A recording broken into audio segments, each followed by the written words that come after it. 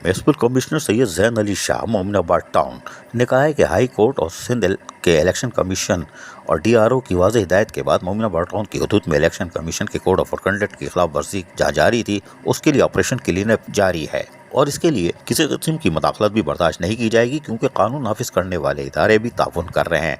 अगर किसी भी किस्म का गैर सरकारी काम में कोई किसी ने रुकावट डाली तो इनके खिलाफ कानूनी कार्रवाई अमल में लाई जाएगी। इन ख्यालात का इजहार municipal commissioner Mominabad town Jain Ali Shah ने रात गए जारी ऑपरेशन क्लीनअप की कमान करते हुए कि यानी कि वो क़यादत कर रहे थे।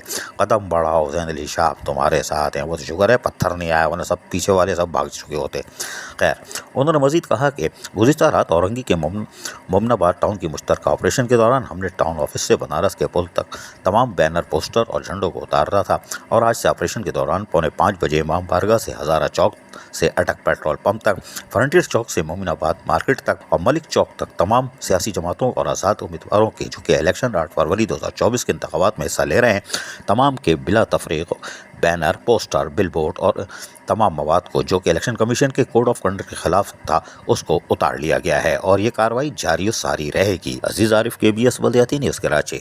ऐसी ही खूबसूरत वीडियोस फ्यूचर में हासिल करने के लिए रेड बटन पर क्लिक करके और बेल आइकॉन को प्रेस करके हम सबके सब्सक्राइबर बनना मत भूलिए।